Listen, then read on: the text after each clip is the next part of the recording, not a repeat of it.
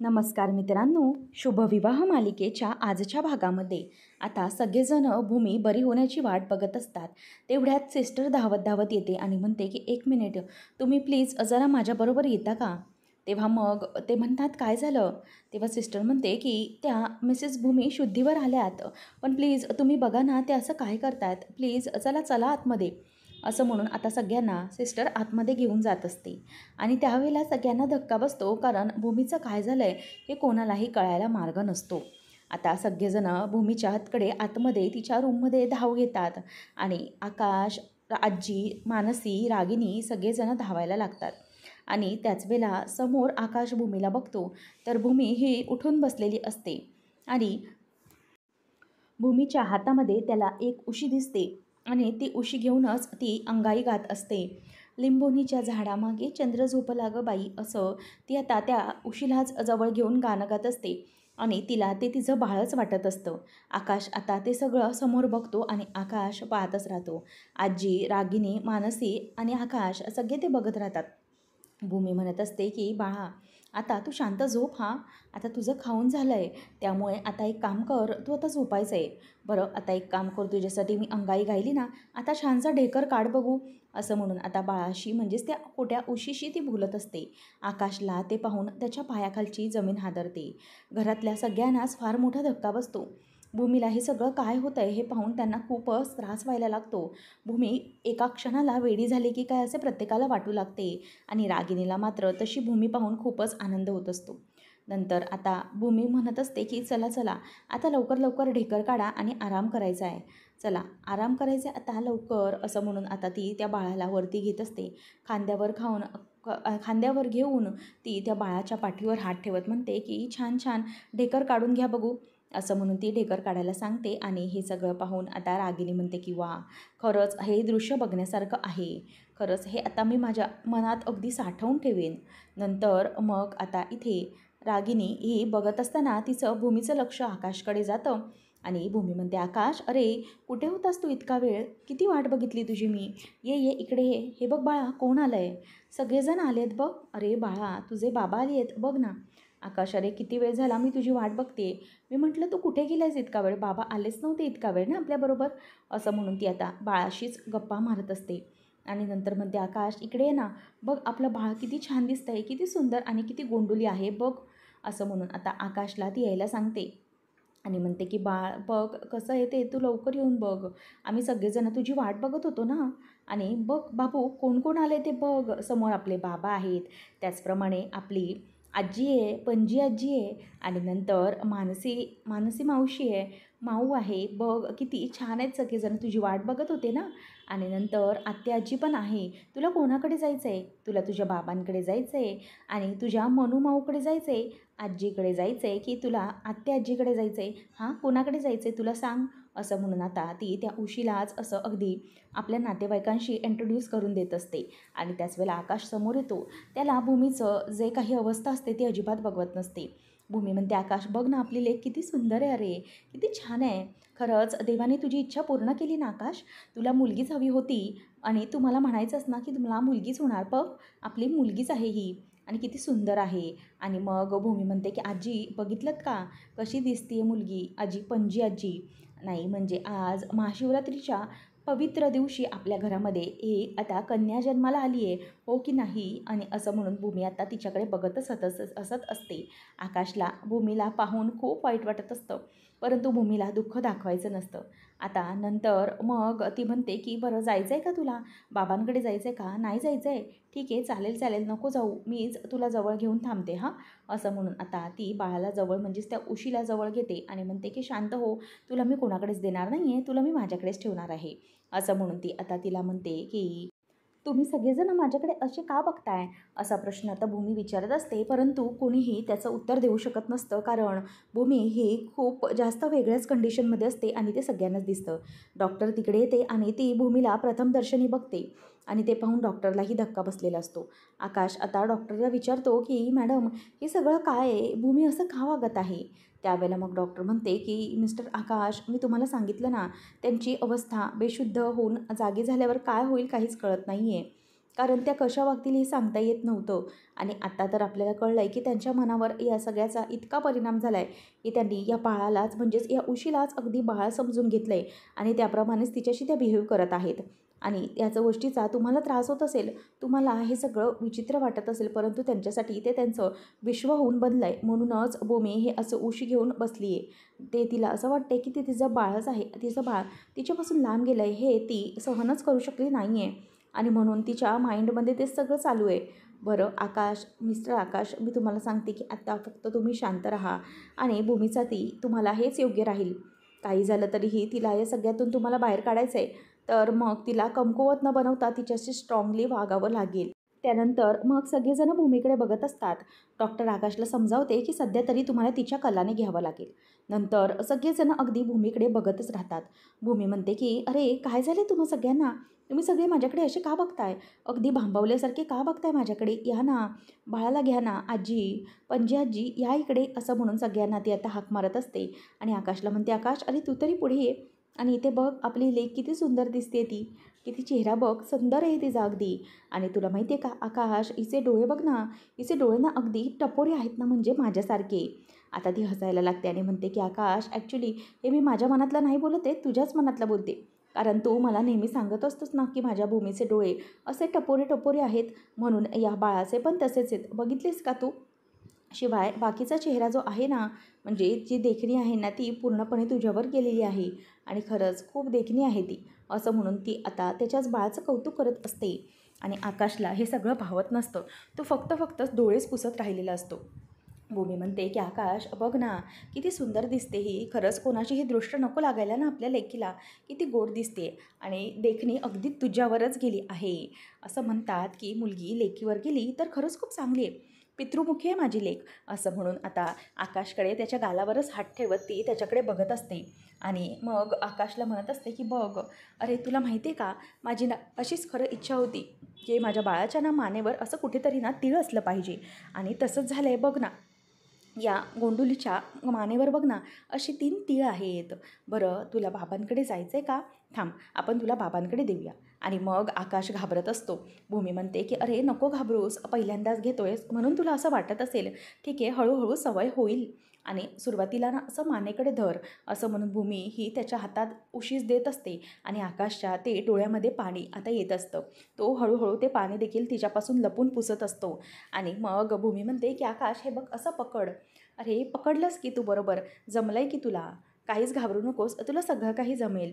आपली लेक खरंच खूप छान आहे रे आकाश, बघ तुलाही अगदी व्यवस्थित जमलं की नाही तिला घ्यायला, असं म्हणून ती आता त्याला म्हणत असते. त्यावेळेला आता आकाशला हे सगळं पाहून खूपच वाईट वाटत असतं, त्याला त्रास होत असतो. भूमी जे काही वागते ते पाहून त्याला खूप मनात कसं तरी होत असतं. म्हणून त्याचप्रमाणे आजीलाही त्रास होत असतो. पुढे भूमी त्याला म्हणते की आकाश बघ, हिचा चेहरा ना देखणं तुझ्यावर गेलाय बरं का. आणि ह्या बाळाच्या मानेवर बघ ना, असं मानेपासून ते छातीपर्यंत असे लाईनने 3 तीळ आहेत. जशी माझी इच्छा होती ना तसंच देवीनं ना, देवी आईने आपली सगळी काही इच्छा पूर्ण केलेली आहे.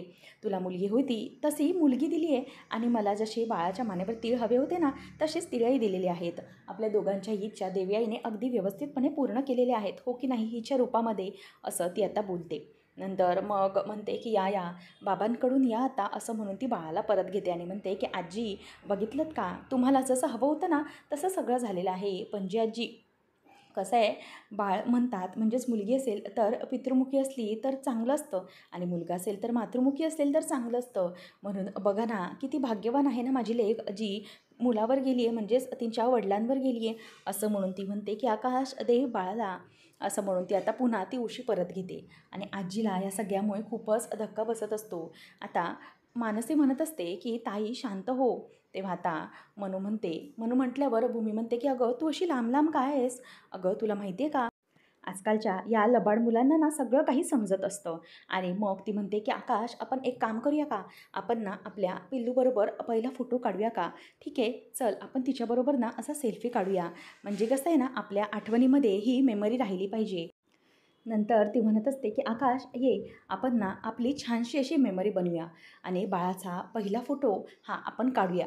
ये असं म्हणून ती आकाशला तिथे बेडवर बसायला जागा देते आणि म्हणते की आकाश अरे ये ना इथे बस असं म्हणून आता ती बसायला सांगते आणि आकाश हा बाजूला बसतो. त्याच वेळेला आता आकाश आणि बाळाला म्हणजे जवळ घेऊन भूमी सेल्फी काढते आणि म्हणते की आकाश स्माईल कर असं म्हणून आता आकाश तिला स्माईल अगदी जबरदस्तीनेच येतो. त्याला खूप त्रास होत असतो.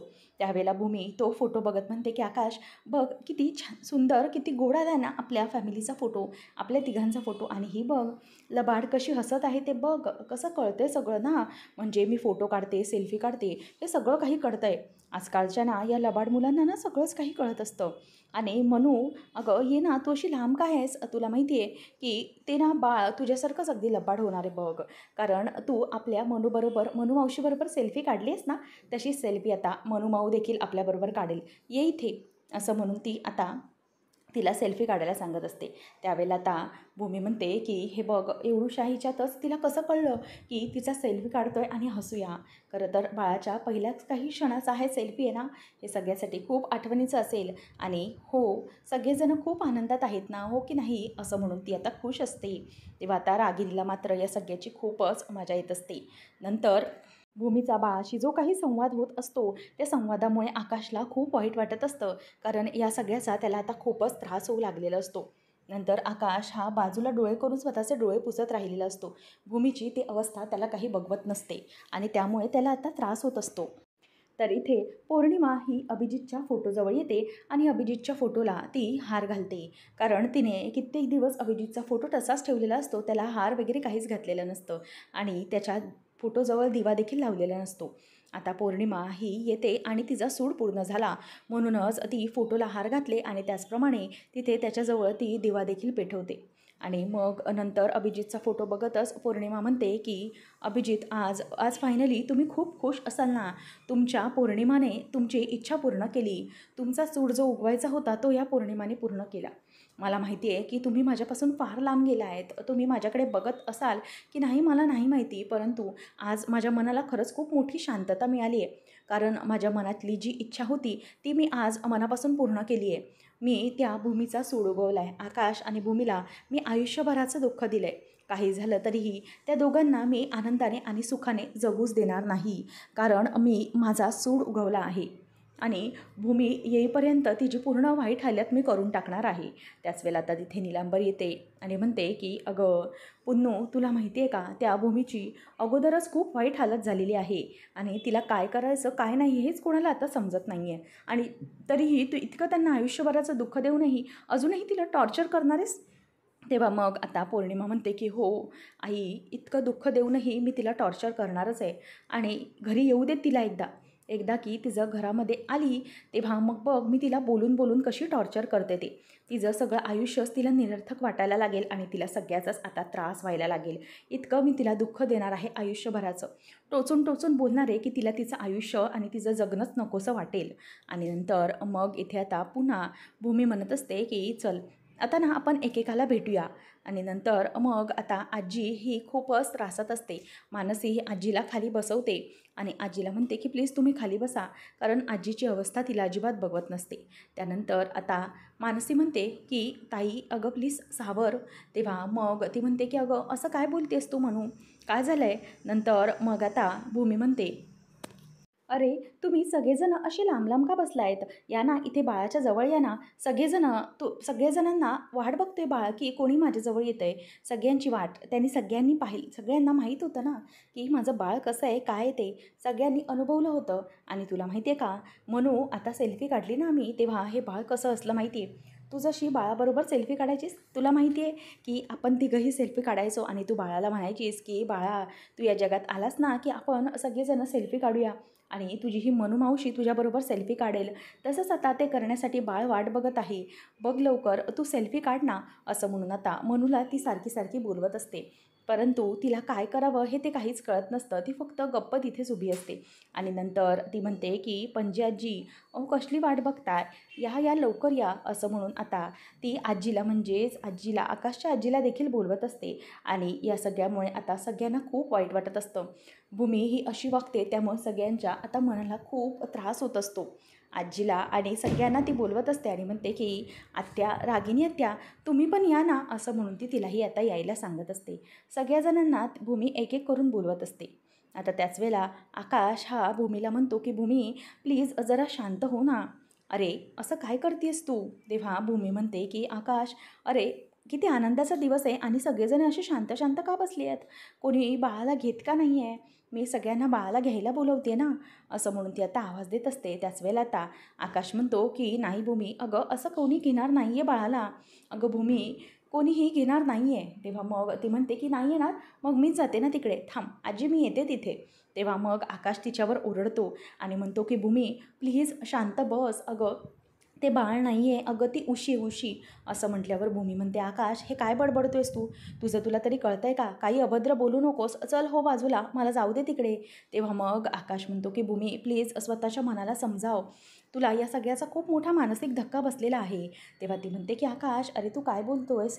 ही उशी, अरे ही उशी नाही आहे, हे माझं बाळ आहे, आपलं बाळ आहे. तू आकाश असं का बोलतोयस या बाळाला?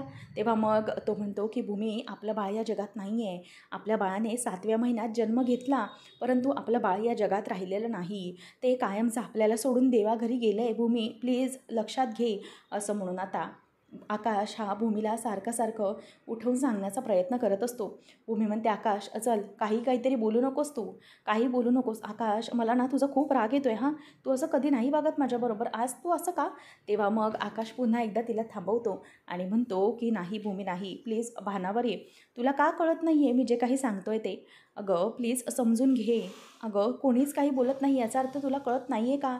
त्यावेळेला मग आता आजी म्हणते की हो भूमी बाळा, खरंच आहे ते, खरी सांगतोय तो, आकाश जे काही बोलतोय ते अगदी खरं बोलतोय. जण भूमीला समजवतात, परंतु इथे आता आकाशला ते झालेला भास असतो. खरं सांगितल्यावर भूमीची काय अवस्था होणार हे आकाशला समजलेलं असतं, म्हणून आकाश काहीही खरं सांगायला जात नाही. आणि मग आता नंतर आकाशला खूप त्रास होत असतो आणि आजी त्या उशीला फक्त घेऊन असते, कारण तिला भूमीची अवस्था माहीत असते. सगळेजण आता बाहेर आलेले असतात. आकाश हा बाहेर निघून येतो, त्याच्या मागोमाग सगळेजण येतात. आकाश गेल्यावर भूमी म्हणते की बघितलं बाळा, हा बाबा असे करतात, आपण ना बाबांशी ना आता कट्टीच घेऊन टाकू. असं म्हटल्यावर आता आकाश हा बाहेर येऊन रडत असतो. तेव्हा आता रागिनी आकाशला समजावते की आकाश प्लीज शांत हो, असा स्वतःला त्रास करून घेऊ नकोस. तुला माहिती आहे ना सध्या भूमीची अवस्था काय आहे, ती कुठल्या मानसिक अवस्थेतून जात आहे, त्यामुळे तिला हा सगळा त्रास होत असेल. परंतु प्लीज तू स्वतःला सावर, तू जर असा कोसळलास तर मग कसं चालेल, आपल्या भूमीकडे कसं बघेल कोणी? असं म्हणून तो आता त्याला सावरण्याचा प्रयत्न करत असतो. नंतर इथे आता आकाशला खूप वाईट वाटत असतं. तो म्हणतो हे सगळं असं माझ्याच बाबतीत का होतं आणि असं भूमीच्याच बाबतीत का होतं आहे? इतका त्रास हा तिला का सहन करावा लागतो आहे उगीचच? तेव्हा मग रागिनी म्हणते की हो ना, खरंच या सगळ्याचं मलाही खूप वाईट वाटतं आहे. भूमी या सगळ्याला डिझर्व नाही करत, तरी तिला परमेश्वर असं का करतो आहे, तिला या सगळ्या यातना का देतो आहे? असं म्हणून रागिनी ही आकाशला बोलत असते.